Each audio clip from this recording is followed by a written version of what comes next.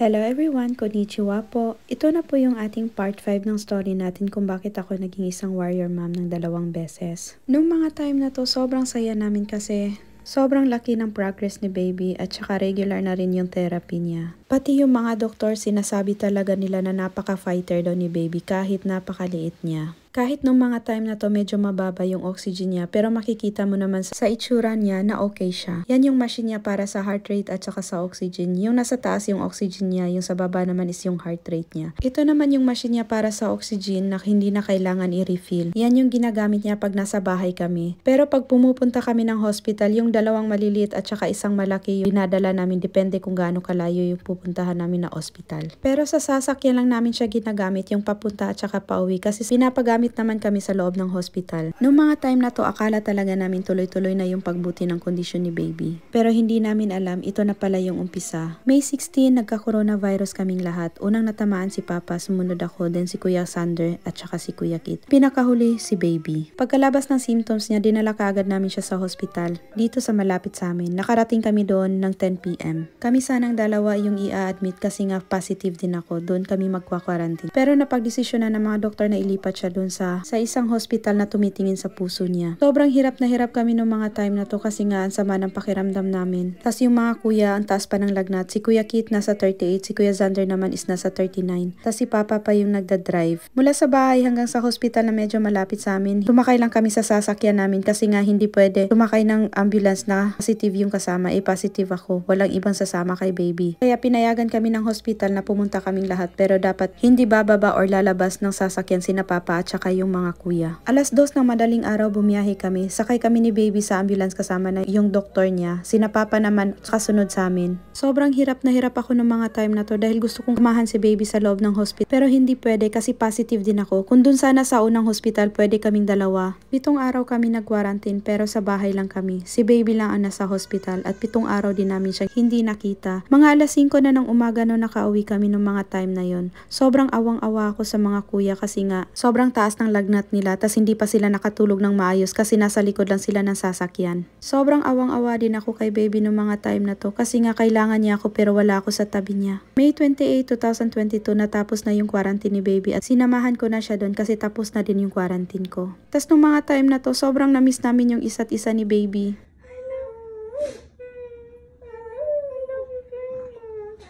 Na-discharge si baby ng June 2, 2022. Akala namin okay na siya. Pero last June 8, 2022, binalik namin siya sa hospital kasi nga ang baba ng oxygen niya. Kaya kailangan na naman siyang i-admit. Pag na-admit si baby, palitan kami ni Papa sa pagbantay sa kanya. Kasi yung mga kuya, mas gusto nila na ako yung kasama nila sa bahay. May pasok pa kasi si Kuya Zander. Pero every Friday ng hapon, pumupunta kami sa view-in para magpalitan ni Papa. Nagtitrain lang kaming 3 kasi si Papa lang yung may lisensya sa aming dalawa. Malapit lang kasi yung train station dito sa apartment namin. Pero dun sa bababaan namin ng train, medyo malayo pa siya sa hospital. Naglalakad pa kami ng mga 15 minutes ng mga kuya. Nasanay na kami sa routine namin na ganito. Pati yung mga kuya, ini-enjoy na lang nila yung mga time na ganito. Basta para daw sa prinsesa namin, gagawin nila ang lahat. June 18, nakalabas na si baby sa hospital. Pero June 22, 2022, ito yung araw na pinakamasakit para sa akin. Kasi sinugod na naman namin si baby sa hospital at the same time, parehong araw, nawala yung tatay ko na nasa Pilipinas. Noong mga time na to, sobrang sakit ng nararamdaman ko, hindi ko ma-explain yung sakit.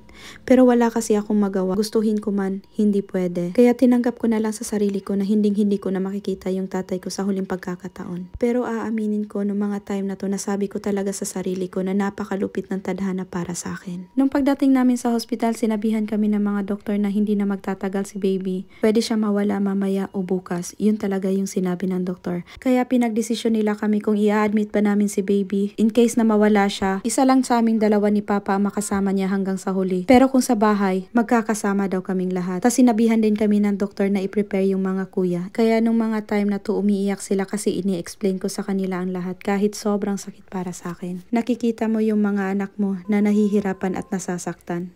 Pero kinabukasan nagulat kaming lahat kasi nga si baby, lumaban talaga siya. At medyo tumaas yung oxygen level niya. Pati yung mga doktor gulat na gulat kasi nga sinabi na nila sa amin na di na siya magtatagal. Pero si baby lumalaban talaga siya. July 2022, ito yung mga time na naisipan ko na gusto kong pasukin yung mundo ng pagva-vlog sama si baby. Pero nung una hindi ko talaga siya maumpisahan kasi hindi ko alam kung saan mag-uumpisa at kung ano yung gagawin. At saka tinatanong ko sa sarili ko na ready na ba talaga akong i-open yung buhay ko sa maraming tao. At saka hindi talaga ako mahilig magbuting-ting ng kung ano-ano, lalo na pagdating dito sa social media. Kahit nga yung mga kapatid ko or yung mga kaibigan ko, pag nagme-message sila, 1 o 2, 3 beses lang akong nagre-reply. Tas yun na yun, natawagan ko na lang sila kasi nga tinatamad akong mag-reply or kaya masakit yung mata ko or yung ulo ko. Yung mga ganun ba? Kung papasukin ko yung pagva-vlog, alam kong hindi madali sa pag-edit pa lang ng mga videos. Kailangan talaga ng maraming oras at saka maraming pasensya. August 12, 2022, ito na naman kami. Bumalik na naman kami sa hospital kasi nga nagkalagnat si baby, nagkaroon siya ng mga infection. Kaya kailangan niyang i-admit sa hospital. Nung mga time na to, natatakot na talaga ako kasi nakikita ko na hindi na maganda yung kondisyon ni baby. Lagi na siyang nagkaka-infection. Sa isang buwan, halos 2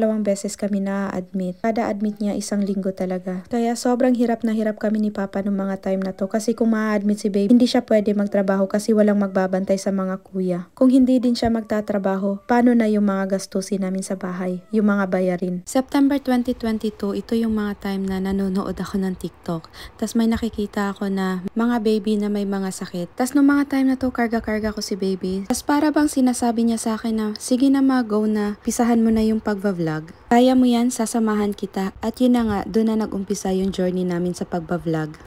October 15, 2022, ito na naman kami. Nagpakuha kami ng ambulance kasi si baby nung mga time na to, hindi na talaga maganda yung kondisyon niya. Nung mga time na to, inakala talaga namin na hanggang dito na lang si baby. Ito na yung oras na kinakatakutan namin. Pagdating namin ng hospital, sinabihan na naman kami ng doktor na hindi na magtatagal si baby. Nung mga time na to, nasa emergency room na kami at nagpapaalam na ako kay baby nung mga time na yan. Sinasabi ko sa kanya na tama na, okay na si mama, mag-rest ka na. Hindi ko na kaya na makita siya na nahihirapan. Tas pinapasok na rin sina papa at mga kuya kasi nga para daw makapagpaalam na sila kay baby kasi hindi na daw talaga magtatagal si baby. Yung mga salitang yun na galing mismo sa mga doktor, ang unti-unti namang pumapatay sa puso ko nung mga time na to. Nung mga time na to naka-admit na si baby, pero sinasabi sa akin ng doktor na ihanda ko na yung aking sarili. Pero sinasabi ko talaga sa sarili ko na as long as hindi bibigay si baby, lalaban din ako. Mula May hanggang October, pang 7 admit na to ni baby. October 30 na discharge na naman kami. Pero November 7, birthday ni Kuya Zander, na-admit na naman si baby. Tas nung time na to, ako yung kasama ni baby sa loob ng hospital. Kaya ramdam ko na sobrang miss na ako ni Kuya Kit. Pero dahil mahal na mahal nila ang little sister nila,